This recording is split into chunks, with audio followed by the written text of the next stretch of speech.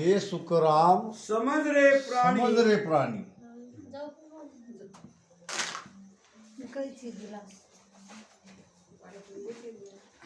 समझना किसको कहते हैं? ये समझना बाहर का नहीं है। एक ज्ञान होता है बाहर का, एक होता है भीतर का। जैसे एक पानी है कुएं का और एक है तालाब का। पानी तो दोनों में है, मगर कुएं का पानी जितना भी आप निकालोगे उतना और भीतर से वो कुआं भरता जाएगा। तालाब का पानी जैसे जैसे निकालना शुरू करोगे वो कम हो जाएगा, क्योंकि तालाब में आया हुआ पानी है बाहर से और कुएं का पानी है भीतर से। इसी प्रकार ज्ञान भी दो तरह का है, एक बाहर का पढ़ा हुआ सुना हुआ किसी से लिया हुआ, और एक है भीतर का। अब समझना है भीतर, ये अगाध बोध ज्ञान है। अगाध यानी गहरा। कितना गहरा? महाराज कहते हैं तत्व तो झीण झीण सुई झीणा माया बड़ी कहाई। ये तत्व ज्ञान है, ये झीणा है, ये सूक्ष्म है, ये गहरा है। अब इस गहरे ज्ञान को समझना है। गहरे ज्ञान को कैसे समझिए? महाराज कहते हैं के सुख राम समझ रे प्राणी, सत कला जा जागे, अखंड घट में हुए उजियारो, नक चक में धुन गाजे। समझना है ये कि हमारे भीतर में वो शब्द आया कि नहीं आया। शब्द आया तो उसका क्या प्रमाण? नख से चक तक, पैर के नाखून से सिर की चोटी तक, सारे शरीर में, रोम रोम में। कितने रोम है हमारे शरीर में? 3.5 करोड़। 3.5 करोड़ रोमावली। रोमावली समझते हो? छेद। आप कहोगे किसने गिना? तो गिन के देख लो। ये प्रमाण अगम प्रमाण है। बादशाह अकबर ने एक दिन बीरबल को प्रश्न किया,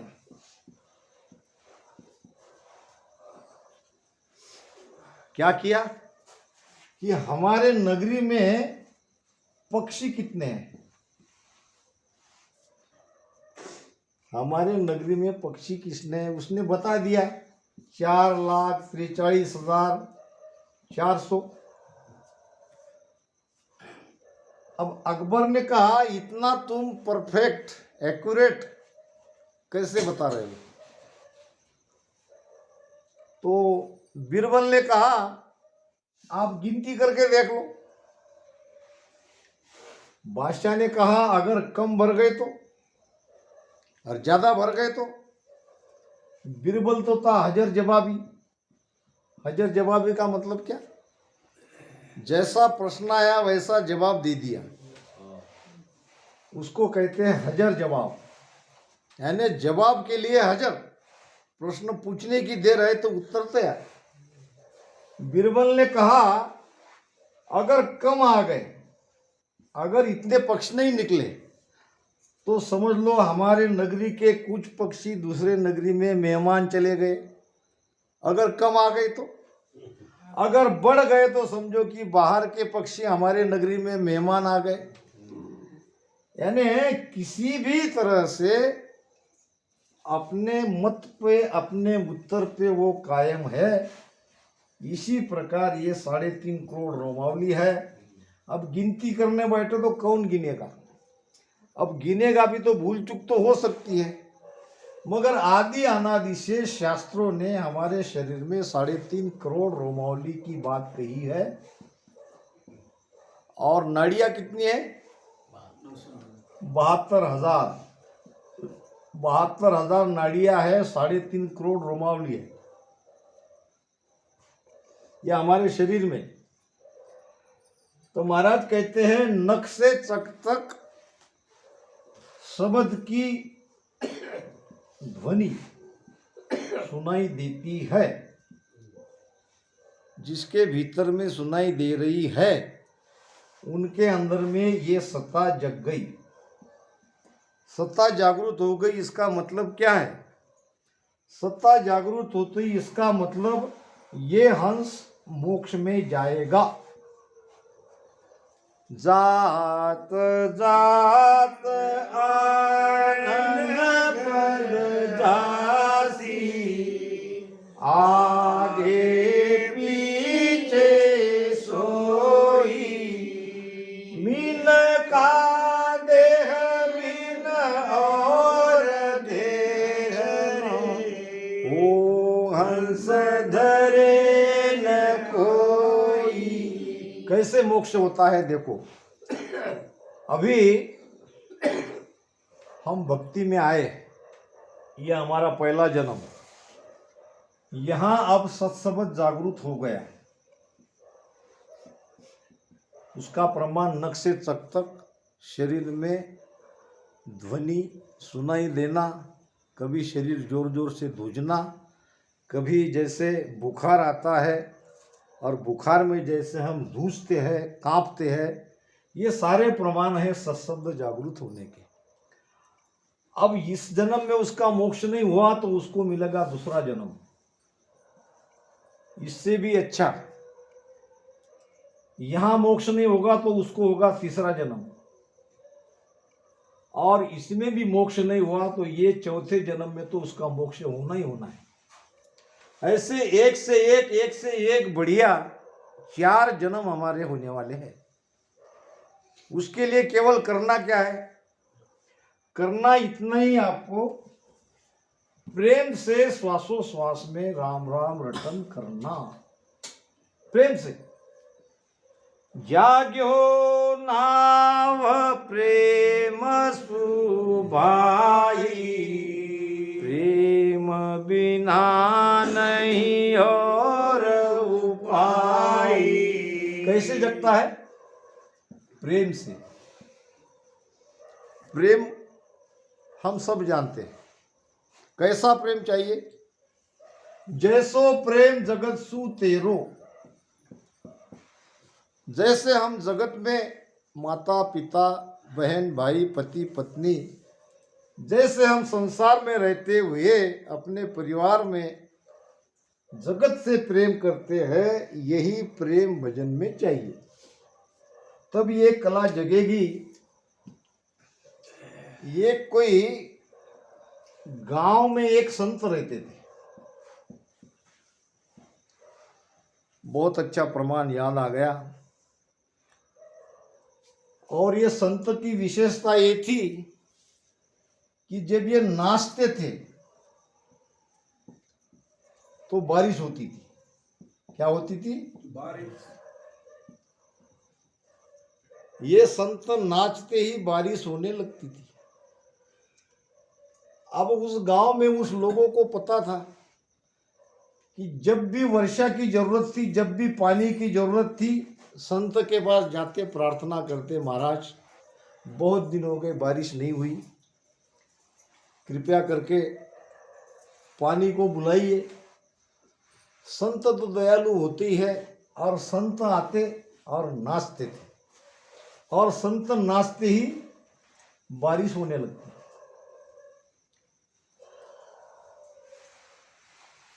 अब ये दृष्टांत का सिद्धांत को समझना है। ऐसा हुआ, होता क्या, ऐसा होता क्या, इसमें पढ़ना दृष्टांत में केवल सिद्धांत की तरफ जाना है। 4 मित्र आए कॉलेज के, वो कहने लगे उन लोगों को, तुम कैसे हो, किस जमाने की बात करते हो, यहां तो ये ऋतु 4 महीने अपने आप आती है, बरसात अपने आप चली जाती है, और तुमने कहा संत को पकड़ के बैठे हो कि उनको नाचती वर्षा होती है। ये कहने लगे ये झूठ है। अब इनका भी सत्य था, पढ़े लिखे थे, अब पढ़े लिखे इस बात को कैसे मानेंगे।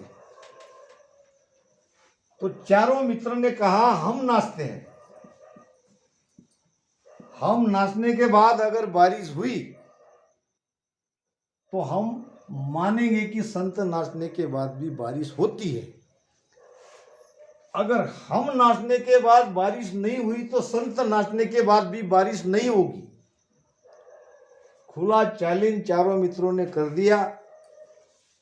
चारों मित्र में से एक एक नाचने लगे। पहला नाचा आधा घंटा, देखा ऊपर कहीं कोई बारिश का आता पता नहीं, बैठ गया। दूसरा नाचा पौन घंटा, देखा बारिश होती है क्या, बारिश नहीं हुई, बैठ गया। तीसरा नाचा 1 घंटा, 1 घंटा नाचने पर भी बारिश नहीं हुई। चौथे ने कहा अब नाचने की कोई जरूरत ही नहीं है, पानी गिरता नहीं, ये सब लोग झूठ है। कहने लगे बिल्कुल बात गलत है, संत नाचने पर भी बारिश नहीं होगी, हमने प्रूफ करके बता दिया। संत को बुलाया गया, संत ने प्रार्थना करी और नाचने लगे। कितने नाचे, जब तक बारिश नहीं होती तब तक नाचने लगे। सुबह से शाम हो गई, संत नाचते रहे, संत नाचते रहे, संत नाचते रहे। शाम को आकाश में बादल मंडराने लगे और पहले हल्की हल्की और फिर जोरों सी वर्षा होने लगी। वर्षा होने के बाद संत ने अपना नाच थाम दिया। अब सबने पूछा ये कैसे संभव है, जब हम नाचे तो बारिश नहीं हुई, आप नाचते तो बारिश हो रही है, ये कैसा संभव है। तो संत ने बड़ा लाजवाब जवाब दिया। संत का उत्तर लाजवाब था, मैं नाचता हूं विश्वास से, मुझे पूरा विश्वास है मेरे नाचते ही परमात्मा बारिश करेगी। और दूसरा है, नाचने में मेरी लगन रहती है, नाचने में मैं सुध बुध भूल जाता हूं। यही भेद है कुदरत कला पाने का। महाराज कहते हैं, ये सुख देव गुरायो कयो सुना तू शीस सुजा, ये सुख देव गुरायो कयो सुना तू शीस सुजा, हर पाप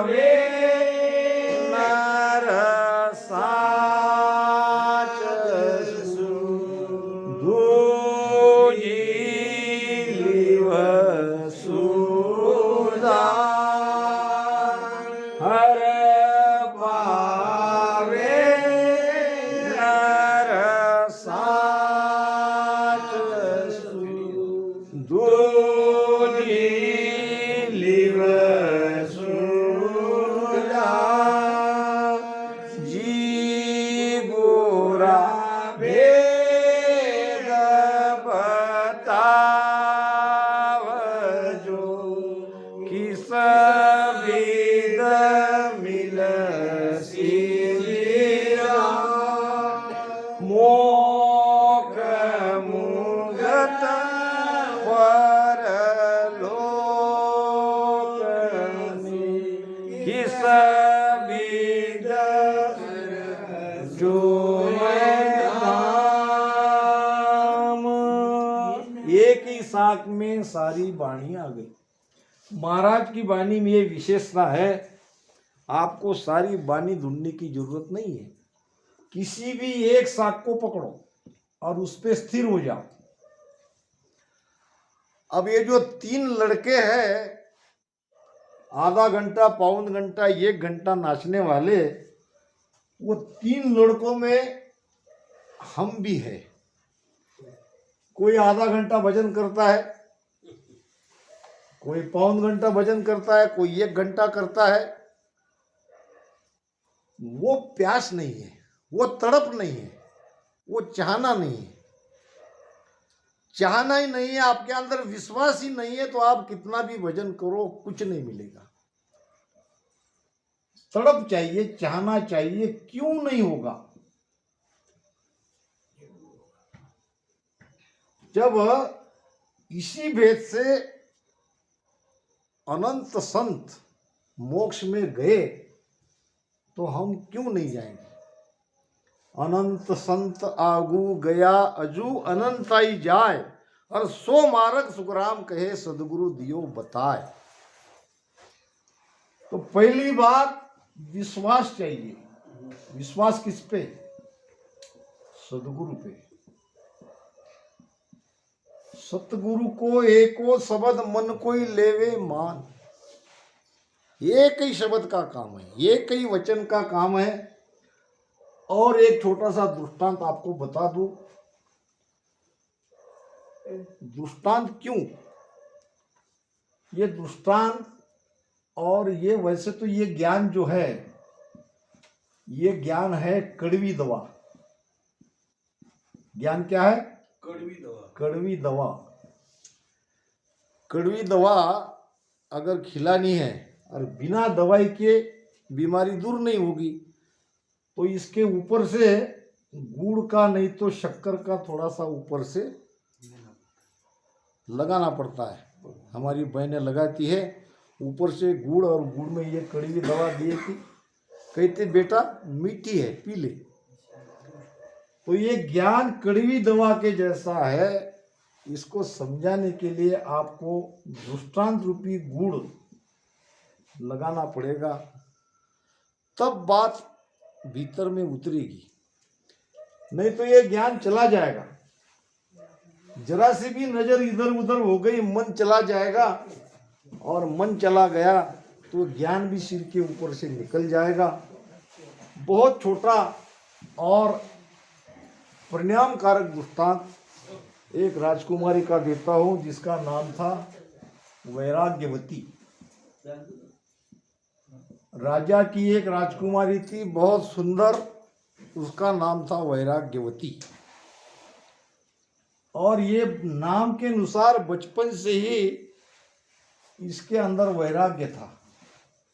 बचपन से ही परमात्मा के नाम में वो लगी रहती थी। अभी वैराग्यवती होगी 20 वर्ष की। राजा को चिंता होने लगी, बेटी का क्या होगा। ये तो हमेशा परमात्मा चिंतन में रहती है, आगे कैसा होगा। बार बार समझाने का प्रयत्न किया। वैराग्यवती ने कहा पिताजी मेरी शादी मत करो, मुझे तो भक्ति करनी है। तो पिताजी ने उसको अलग कमरे में उसकी सारी व्यवस्था कर दी, खान पान रहने की।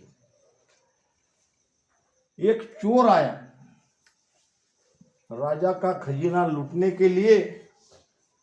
उसने देखा ये रात के 12 बजे वैराग्यवती परमात्मा को पुकार रही है, हे परमात्मा मुझे तुम कब मिलोगे, मुझे तुमसे जीते जी देखना है, कुछ उपाय करो, कोई महात्मा को भेजो जो मुझे आपसे मिला दे। ऐसी वैराग्यवती प्रार्थना कर रही थी, ये चोर ने सुन ली। चोर ने कहा ये तो बढ़िया मौका है। अब चोर ने पहन लिए वस्त्र, चोर बन गया साधु। भगवा वस्त्र पहनकर वैराग्यवती के सामने आया, कहने लगा मुझे परमात्मा ने भेजा है। परमात्मा ने भेजा है, इतना कहते ही ये वैराग्यवती चोर के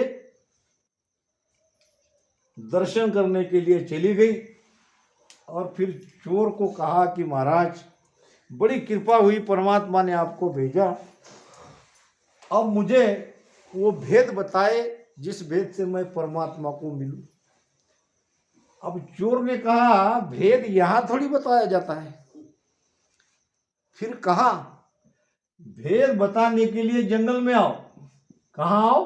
जंगल। और जितना भी रुपया पैसा सोना चांदी धन है सब लेके मेरे पास आओ, और जंगल में मैं तुमको परमात्मा प्राप्ति का भेद बताऊंगा। वैराग्यवती ने विश्वास किया, जितना भी सोना चांदी ले जा सकती थी उतनी एक गठड़ी बांध के चोर को दे दिया। गुरु महाराज ये लो। अब इसे क्या पता ये चोर है, वो तो चोर के साधु के भेष में चोर था। अब चोर ने पूरा धन उसका छीन लिया और रस्सी से वैराग्यवती को एक पेड़ से बांध दिया और कहने लगा यही है मंत्र, यही है भेद परमात्मा पाने का।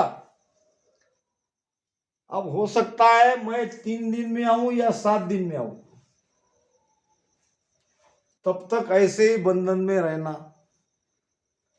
अब विश्वास से उन्होंने अपने गुरु के वचनों को मान लिया। 2 ही दिन हो गए, बेचारी भूखी प्यासी नारद जी आए और नारद जी ने देखा कि बेचारी 2 दिन से भूखी है और वो बंधन से मुक्त करना चाहे, वो रस्सी निकालनी चाहिए। तो वैराग्यवती ने कहा नहीं, मेरे गुरु ने कहा है जब तक मैं नहीं आऊंगा रस्सी नहीं खोलना। नारद ने कहा वो काय का गुरु, वो तो चोर था, वो तो डाकू लुटेरा था, तुझे लूट के चला गया, वो कहाँ आने वाला है। वो कहने लगी नहीं आए तो ना आए, मगर मुझे विश्वास है। अब नारद वापस गए।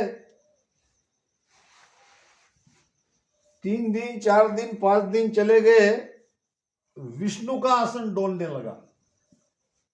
विष्णु का आसन डोलता है, मृत्यु लोक में अगर कोई संकट में आता है तो डोलता है। विष्णु भगवान ने कहा नारद देखो मृत्यु लोक में। नारद ने कहा मैं देख के आया हूं, एक राजकन्या है और नादान है, एक चोर ने उसको लूट लिया साधु के भेष में, और आपने आपको कही थी कि मेरे गुरु ही आके बंधन निकालेंगे। मुझसे काम जमता नहीं। नारद ने कहा मेरा से काम ये होता। विष्णु भगवान स्वयं आए और कहा बेटी जिसको आप पाना चाहती है वो मैं हूं, मैं तुम्हें बंधन से मुक्त करता हूं, अब मुक्त हो जाओ। तो कहने लगी आप भगवान हो, बड़ी कृपा हुई, मुझे मेरे गुरुदेव ही मुक्त करेंगे। भगवान कहने लगे ये कैसी नादानी।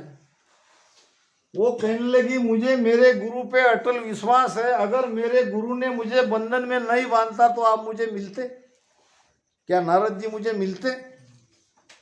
कहने का मतलब गुरु पे अगर किसी की अटल श्रद्धा है वो पार होगा। आप बहुत बार देखे होंगे, सभी आप पुराने रामसनी हो, एक तो सदगुरु के अंदर सत्ता चाहिए तब नाम जगता है। सदगुरु के अंदर वो शब्द की सत्ता चाहिए, उसके अंदर वो नाम जागृत होना चाहिए तब नाम जगता है। और कहीं कहीं शिष्य के भाव से नाम जागृत होता है, चाहे उस गुरु में कोई रहे न रहे, ऐसा भी होता है। आप किसी भी गुरु पर विश्वास कर से देख लो, आपके अंदर नाम जगेगा। ये भी एक रीत है, ये भी एक रीत है। ये भाव और प्रेम और विश्वास की दुनिया है, ये साधना का मार्ग है। दोनों बातें आप समझा रहा हूं। अब सदगुरु सच्चे हैं, आपके अंदर प्रेम नहीं है, आपके अंदर भाव नहीं है, आपके अंदर विश्वास ही नहीं है, तो सदगुरु नाम जगा नहीं सकते। गुरु बिचारा क्या करे है सिसमाई चुक। ये तो पूरा विश्वास और प्रेम और भाव का विषय है। जो भी भाव प्रेम विश्वास से हम सुनते आए, क्या सुनते आए?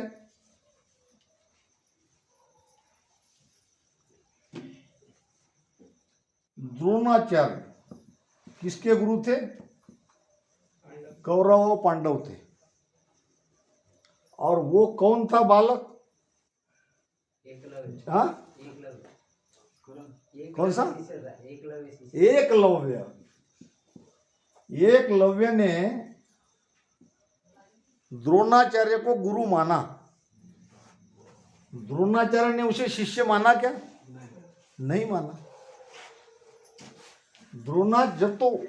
द्रोणाचार्य ने तो उसका गुरु दक्षिणा में अंगूठा ले लिया।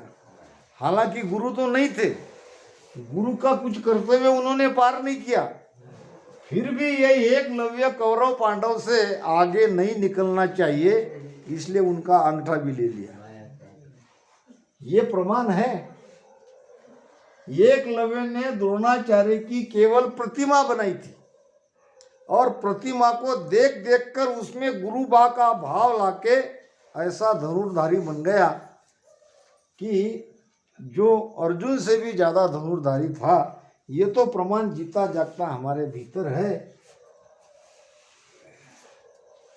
तो विष्णु भगवान कहने लगे अब ये बिचारी बंधन से मुक्त नहीं होगी। नारद को कहा जाओ उस चोर को पकड़ के लाओ, ढूंढो वो कहाँ है।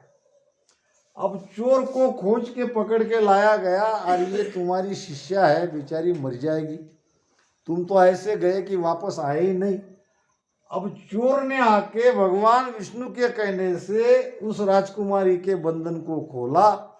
तो राजकुमारी ने सबसे पहले अपने गुरु के चरण छुए। अब चरण छूना था भगवान का, भगवान के लिए ही तो गुरु बनाया। गुरु गोविंद दोनों खड़े काके लागे पाए, बलिहारी गुरुदेव की गोविंद दियो बताए राम जी, गोविंद दियो बताए। महिमा किसकी हुई? गुरु की। क्यों हुई? अगर ये नहीं रहते तो गोविंद को कौन बताता? परमात्मा की पहचान कौन कराते? परमात्मा की पहचान गुरु ने कराई। इसलिए कबीर साहब कहते हैं बलिहारी गुरुदेव की गोविंद दियो बताए। गुरु की महिमा अपरंपार है।